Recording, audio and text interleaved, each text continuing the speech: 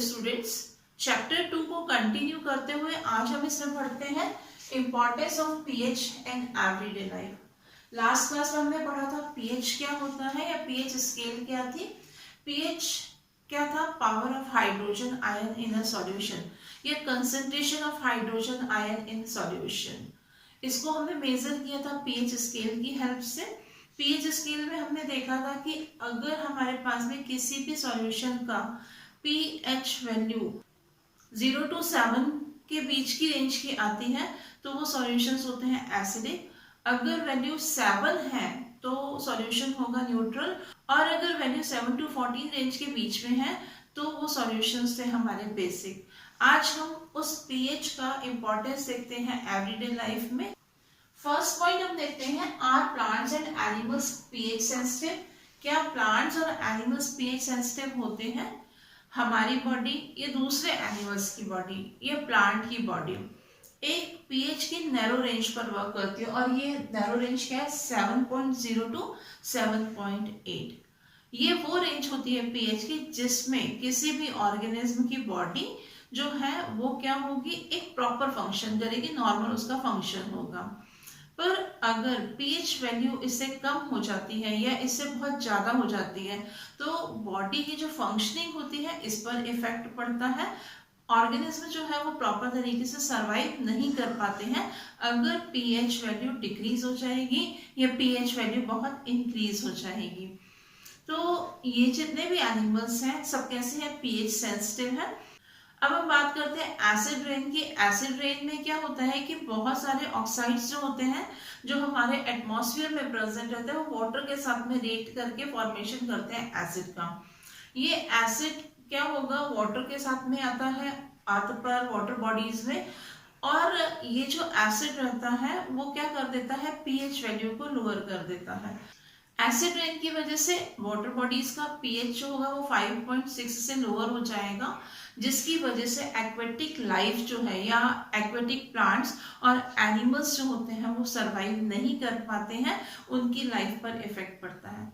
तो जो पॉन्ड्स वगैरह बनाए जाते हैं उनमें क्या किया जाता है? फिशेस रखी जाती हैं, तो वहां पर पहले से ही मिक्स करके रखा जाता है कैल्शियम कार्बोनेट को, जो क्या करता है? जो एसिड के इफेक्ट को लोअर करने का काम करता है, ताकि जो फिशेस हैं वो बच जाएं, पीएच वैल्यू कम होने से उनकी लाइफ पर कोई भी इफेक्ट ना पड़े और वो प्रॉपर तरीके से सरवाइव कर सकें।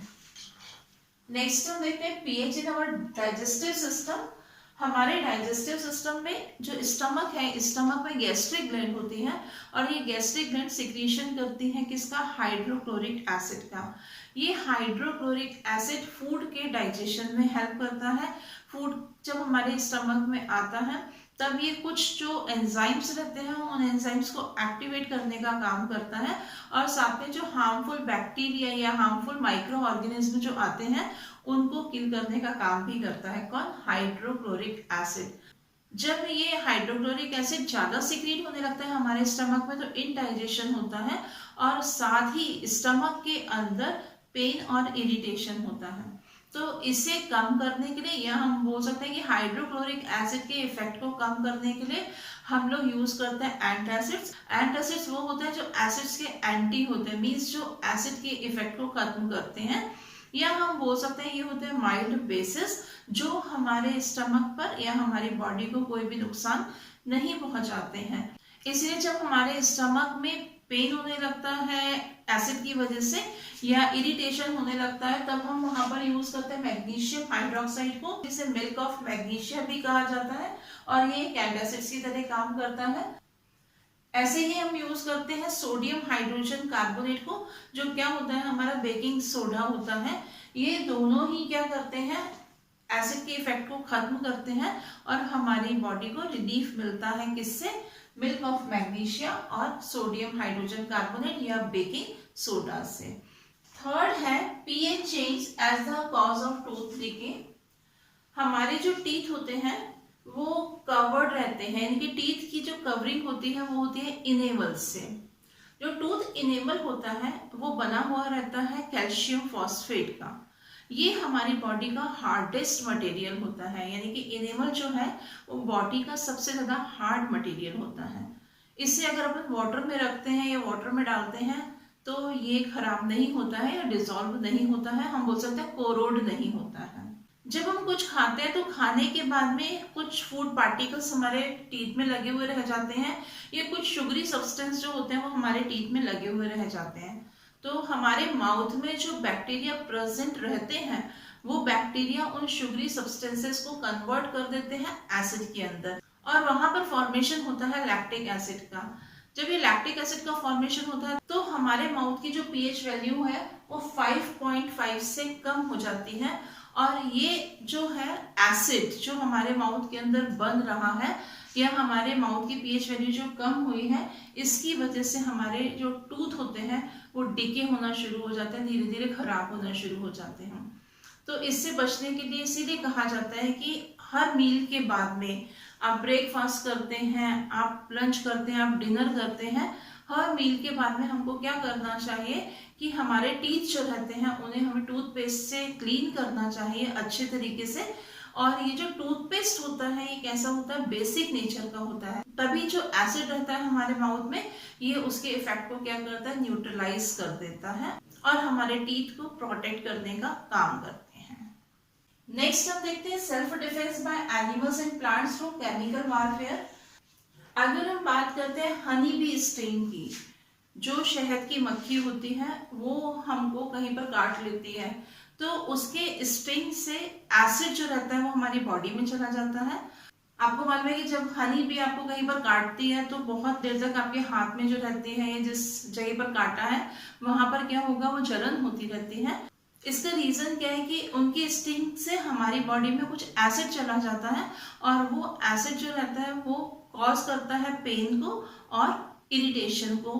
और इससे बचने के लिए हमें क्या करना चाहिए कि जिस जगह पर हनी बी स्टिंग होता है वहां पर हम अगर बेकिंग सोडा थोड़ा सा लगा देंगे और उसको अच्छे से रब कर देंगे उस जगह को, जिस जगह पर हनी बी स्टिंग है अगर हम उसके ऊपर बेकिंग सोडा डाल करके उस जगह को अच्छी तरह से रब कर देंगे तो उससे क्या होगा कि जो बेकिंग सोडा होगा वो एसिड के इफेक्ट को क्या करेगा, न्यूट्रलाइज कर देगा और हमको पेन नहीं होगा।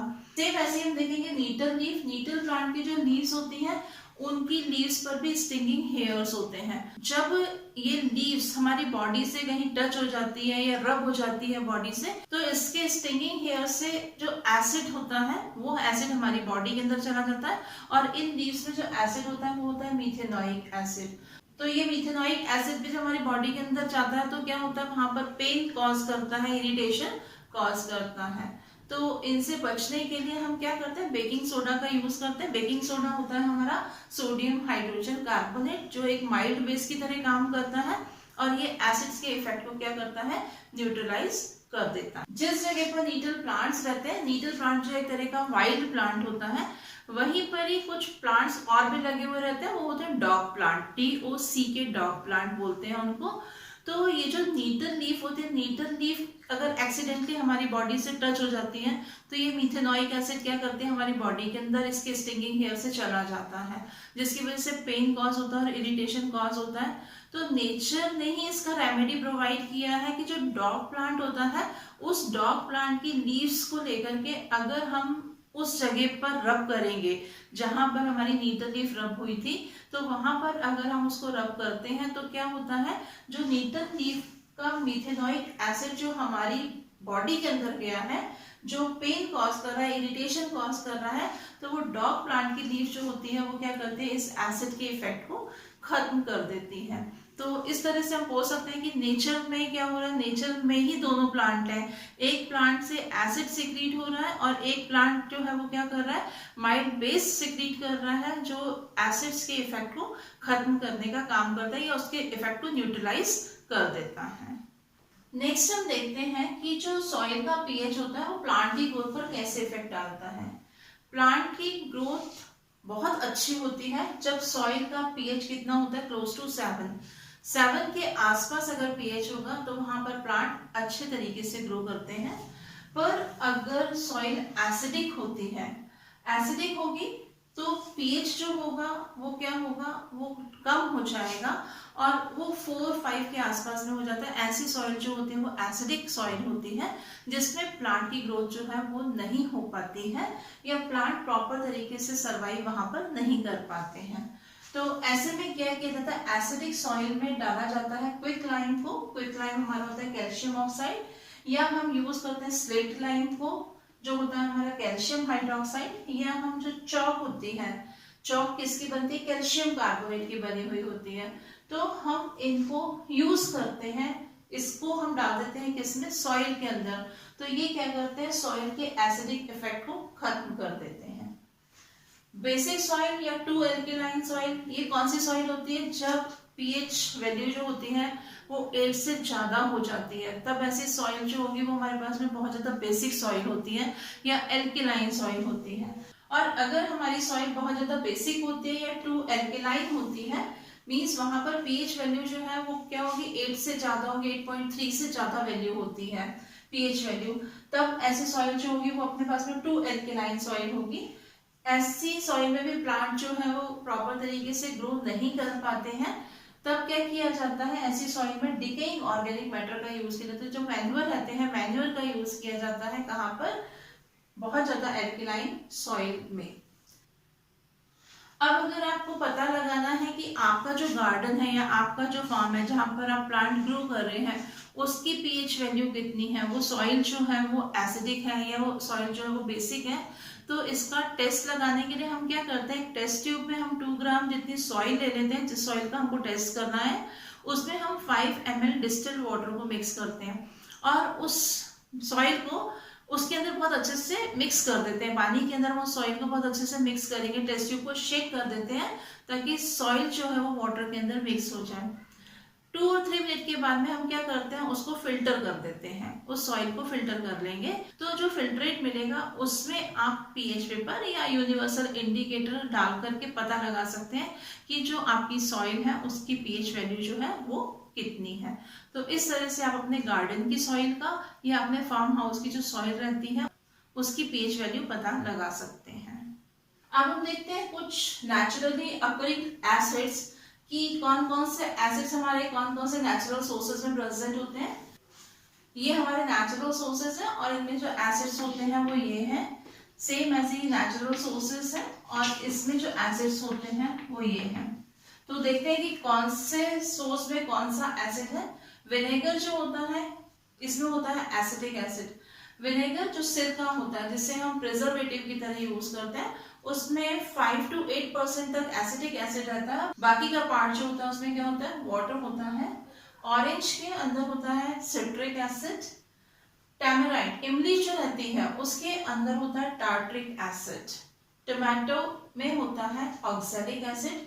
जो कर्ड होती है, दही जो होती है, इसमें होता है लैक्टिक एसिड। लेमन में भी होता है सिट्रिक एसिड।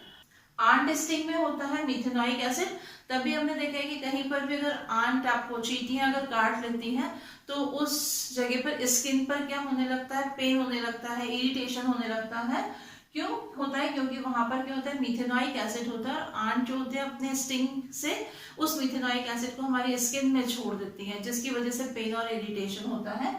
अगर आंट स्टिंग से मिथेनोइक एसिड हमारी स्किन में पहुंच गया है, वहां पर पेन और इरिटेशन हो रहा है, तो उस जगह पर, उस स्किन की उस सरफेस पर हमें क्या करना चाहिए, बेकिंग सोडा लगाना चाहिए और रब करना चाहिए, जिससे हमको रिलीफ मिलता है। क्योंकि बेकिंग सोडा जो होगा वो मिथेनोइक एसिड के इफेक्ट को क्या कर देगा, खत्म कर देगा।